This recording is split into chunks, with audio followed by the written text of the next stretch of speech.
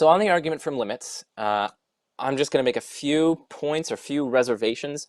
I've talked with Josh about this back and forth for probably hundreds, if not thousands, and I kid you not when I say that, hundreds, if not thousands of emails. So um, over the last maybe 5 years.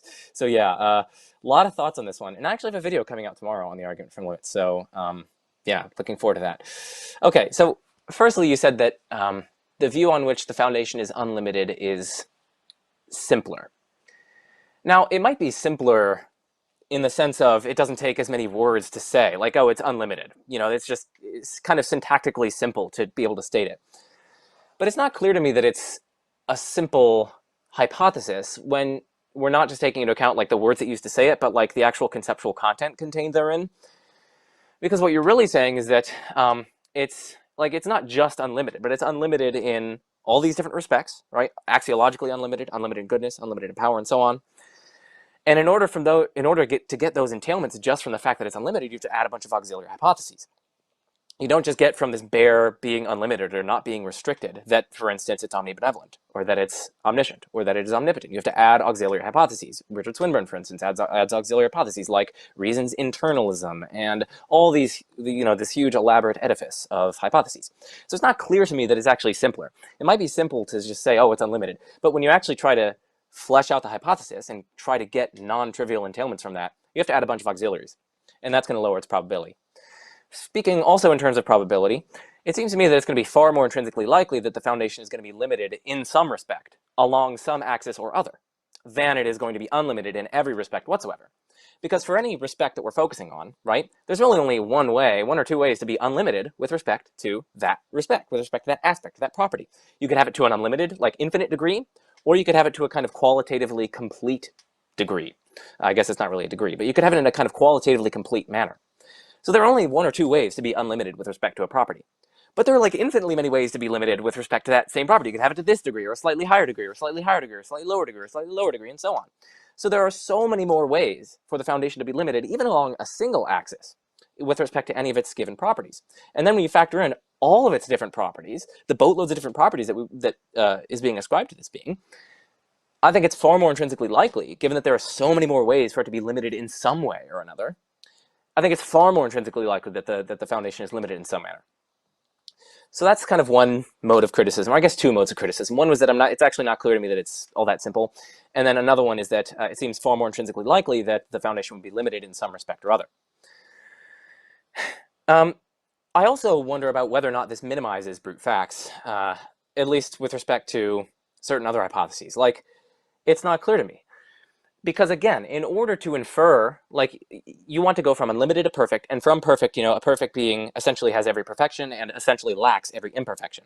But in order to get non-trivial entailments from that, right, you have to add in claims about what are perfections. What are the perfections? You're going to say being minded is a perfection. Being knowledgeable and infinitely knowledgeable is a perfection. Being powerful is a perfection. Being good is a perfection, and so on. So you're adding in these things.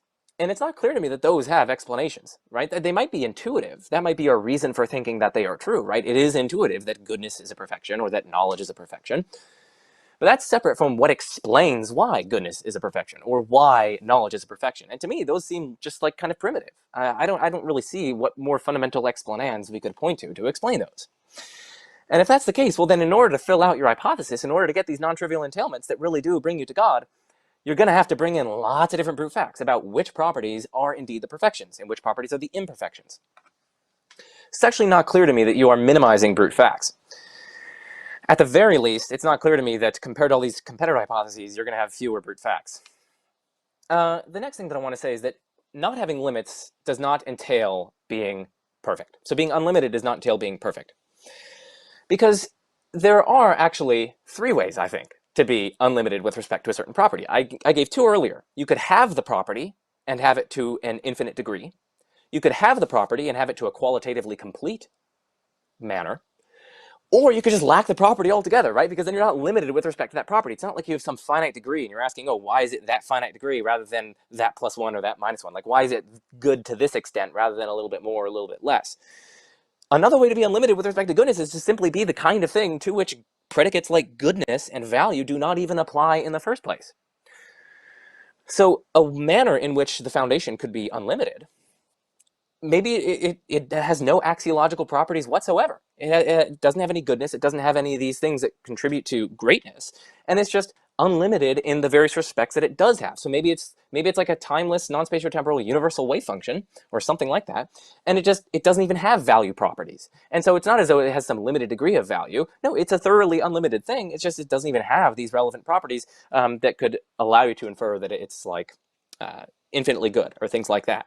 So I don't think being unlimited entails being perfect, which is crucially needed for this argument to succeed. You need to be able to go from being unlimited to being perfect, and I just don't think that works. Another point that I want to make, and this is the last point that I'll make on the argument from limits, and then I'll briefly turn to the idealism point, is that it seems to me that God's going to be limited in lots of different ways. And so if we have an unlimited foundation, it seems to me that that's not going to be able to be God. So of course, for Christians in particular, this is an ad hominem in the sense of, in the strict tense, that was terrible. In the strict technical sense of ad hominem, where you are going after a kind of internal tension within your opponent's views, you're not insulting them and inferring that their argument is fallacious or mistaken. Instead, you are pointing out an internal tension in their views. So I think Trinitarians in particular, right? God is limited in his number of persons in which he exists. It's 3, not 4, not 2, not infinitely many. That would be the kind of unlimited way you could exist in divine persons. But no, it's limited to 3. Now, the way that Josh Rasmussen gets around this problem, is to say that, okay, well, the foundation can't have any fundamental limits. It can be limited in non-fundamental respects. But then once you say that, there are at least 2 problems with that. Firstly, then that's implying that the divine persons aren't fundamental, which, whoa, that does not seem to be within the realms of orthodoxy. Whatever is God is supposed to be fundamental to reality. But these divine persons, per this view, are non-fundamental, so they're not God, it seems to me. But more fundamentally, pardon the pun, a second problem is that the naturalist can then make the exact same move, right? The naturalist can then say, oh, okay, once you allow that move, my foundation is limited in a whole host of respects. It's limited in power. It's limited in its spatial extent. It's limited in its temporal extent. It's limited in all these things. But it's got a fundamental layer which is unlimited and which explains all these various limits that it has. And maybe that fundamental layer is just a kind of qualitatively simple trope or something like that. A trope is a particular property, and we can suppose that it's a non-quantitative property. Maybe it's some sort of primitive essence, or maybe it's some sort of hexiety, or whatever. But my point is that once you make this move, in order to get around the Trinitarian problem, to say that there are non-fundamental limits in this thing, and it's simply fundamentally unlimited, well, then the naturalist can say that they can posit a whole host of fundamental limits in their being, or non-fundamental limits in their foundation, and then say that those are just explained in terms of more fundamental, unlimited, purely qualitative features, or 1 or more features. So those are 2 problems, I think, for that response to the Trinitarian worry. And I also think God has to be limited in various other respects, like his desires, for instance, have to track the strength of his desires for actualizing certain worlds. They have to be stronger for some worlds as opposed to others, because some worlds are objectively better than other worlds. Some worlds contain much more goodness than others. So then, because God is perfectly rational, the strength of his reasons and desires is going to have to be tracking the strength of the relative goodness of the worlds, and hence the strength of his desires are going to have to be at least different. Some of them are having to be stronger than others, in which case they're not going to be all maxed out. They're not going to be maximal. They're not going to be unlimited, the strength of these reasons or desires. And so it seems to me that God is going to have to be limited in various ways, in which case he can't be the unlimited foundation of reality.